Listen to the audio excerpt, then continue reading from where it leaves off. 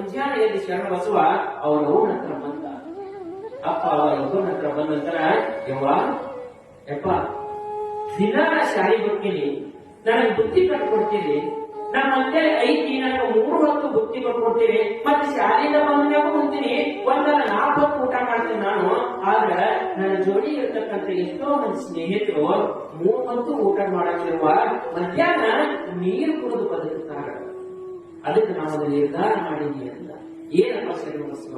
ಏನಿಲ್ಲವ, ಇವತ್ತಿನಿಂದ ನಮ್ಮ ಶಾಲೆಯೊಳಗ ಎಷ್ಟು ಮಂದಿ ನೀರು ಕುಡಿದು ಮಧ್ಯಾಹ್ನ ಊಟ ಇಲ್ಲ ಶಾಲೆ ಕರೆಯಾಗತ್ತಾರಲ್ಲ, ಆ ಎಲ್ಲಾ ವಿದ್ಯಾರ್ಥಿಗಳನ್ನು ಇವತ್ತಿನಿಂದ ನಾನು ಮನೆಗೆ ಕರ್ಕೊಂಡು ಮಧ್ಯಾಹ್ನ ಊಟ ಹಾಕಬೇಕಂತ ಮಾಡಿದ್ದಾಗಿ ಅಂತ 5 ವರ್ಷದ ಶಾಲೆಗೆ ಬರ್ತಕ್ಕಂಥ ಬೇರೆ ಊರಿನಿಂದ ಬರ್ತಕ್ಕಂಥ ವಿದ್ಯಾರ್ಥಿಗಳು ಮಧ್ಯಾಹ್ನ ಊಟ ಇಲ್ಲದೆ ಇರತಕ್ಕಂಥ ಸಂದರ್ಭದೊಳಗ ಅವರನ್ನು ಕರ್ಕೊಂಡ್ ಬಂದ ಹೀಗೆ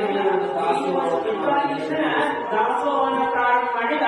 ಅವರ ಊರೊಳಗಿರ್ತಕ್ಕಂಥ ಶಾಲೆಯಿಂದ ಎಷ್ಟು ವಿದ್ಯಾರ್ಥಿಗಳಿಗೆ ಅಂತಂದ್ರ 720 ವಿದ್ಯಾರ್ಥಿಗಳು ಶರಣ ಬಸವಣ್ಣನ ಊಟವನ್ನು ಮಾಡ್ತಿದ್ರು. ಅಂದಿನ ಕಾಲದ 720 ಮಂದಿ. ಅದರ ವಿಚಾರ ಮಾಡಿ. ಅದಕ್ಕೆ ಏನಾದ್ರು ದಾಸೋಹ ನಿಧಿ ಅಂತ ಕರೆಯಕ್ ಅಲ್ಲ, ಆಗಿನಿಂದನೂ ಕೂಡ ದಾಸೋಹವನ್ನು ಮಾಡಿರ್ತಕ್ಕಂಥ ಶರಣ ಬಸವ.